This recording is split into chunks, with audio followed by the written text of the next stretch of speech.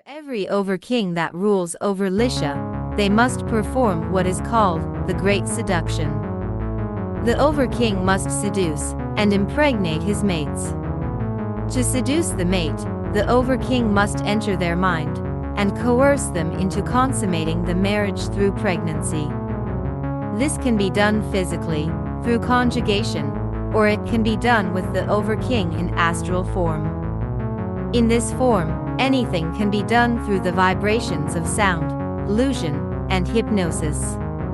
Secret esoteric teachings are passed down to each overking throughout the generations, for them to achieve this goal.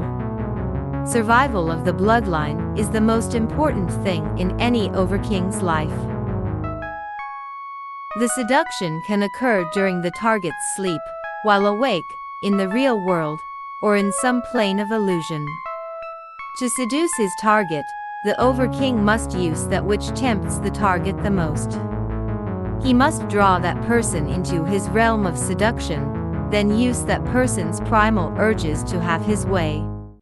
Sometimes the process is instantaneous, and sometimes it takes days before the overking can finally consummate the marriage, impregnating his new wife, and continuing the bloodline of his family. After the overking has taken control of his target's temptation, desires, and lust, he can then enter her mind, becoming anything that she may desire. The overking can change his appearance, pretending to be anyone or anything that she wishes for him to be. After he has chosen his wife, the overking is indebted through obligation. The people of his wives have their own secrets, and have received gifts from the overking who rule over them.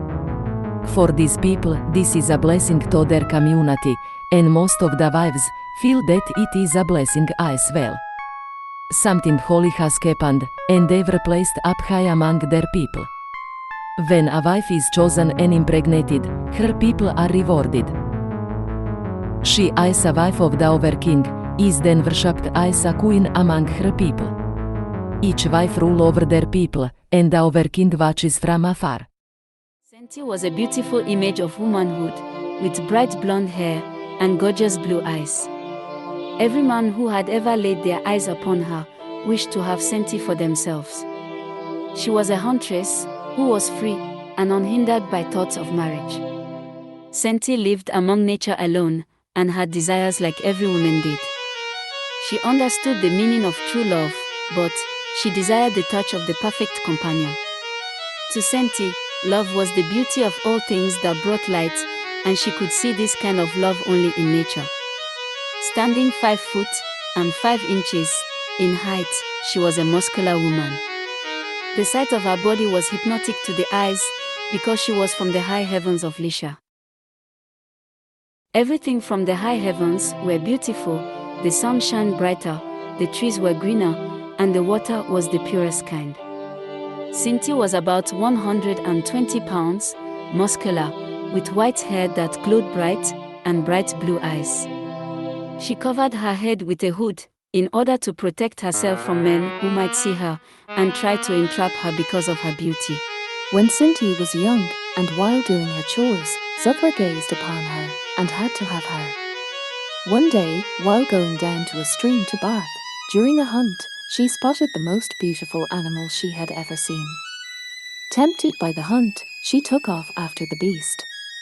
She followed its trail for a day, and when night fell, she slept under a tree. Within a dream, the beautiful beast came upon her, her desires flared, and she was aroused by temptation.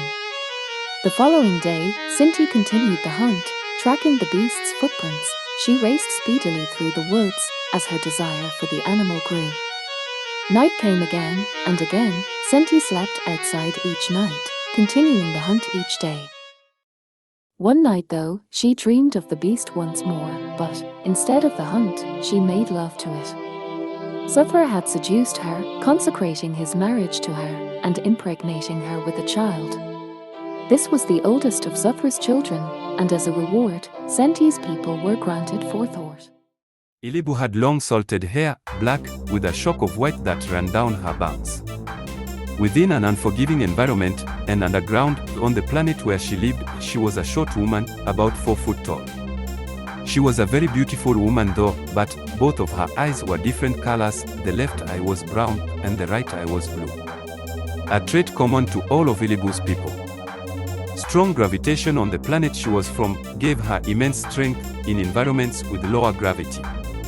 She also had the ability to deplete energy sources around her. Unlike other humans within the plains, her people could not harness energy of any kind.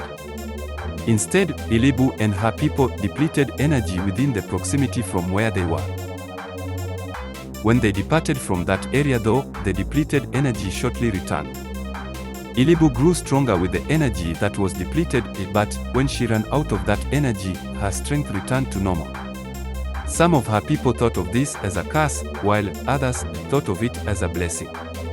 Reasons for why these people were like this is still unknown, but it was generally believed that it was because of the planet from which they came.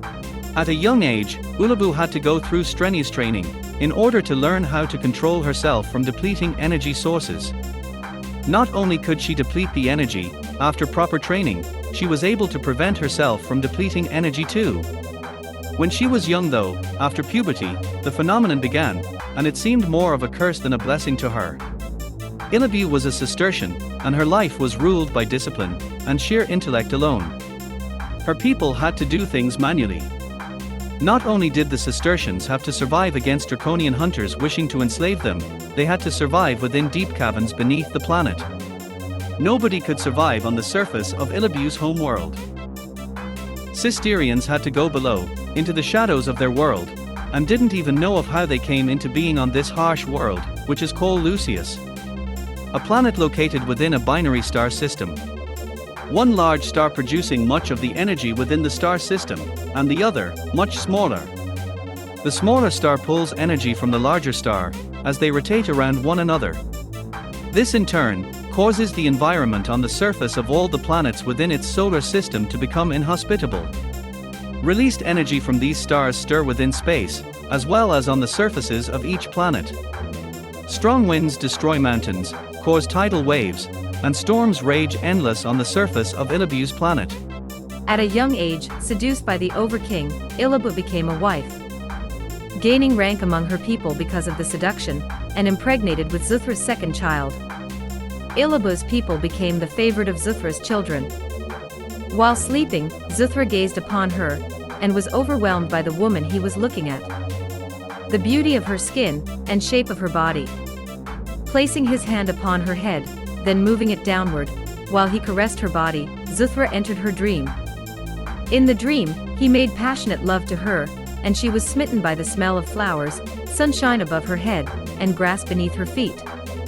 Ilibu was laid out upon the grass, with a magnificent, blue-eyed man upon her. She was impregnated within a dream, and became a wife. From that day on, as a reward for his new wife, Zuthra granted the power of discernment to her people, and powers of utterance was given on the planet known as Lucius. A barren planet in an unforgiving region of space, ignored by most and avoided by others. This place is where the power of utterance began, through discernment. Tiana had dark, long, straight, black hair and dark tanned skin.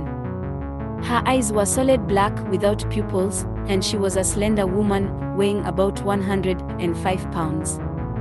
A cloak hung over her head. Tiana was a ruthless leader who held the reins tight. She came from a culture where women ruled and men held no place other than being slaves and a way to procreate. She enjoyed the tortures too, a common practice among the women of her society. Annual tortures of men in special chambers that were usually custom designed and filled with devices, whips, chains, and other toys used. Each night, Tiana would sleep above her chamber, where she delighted in the sounds of pain inflicted on her slaves. When Tiana was young, a draconian attack took place on her planet and they destroyed many of the cities. Death and destruction turned her into a person of vengeance and hate. Dark emotions, with an even darker path, and no man had ever been in charge of this planet called Lexi.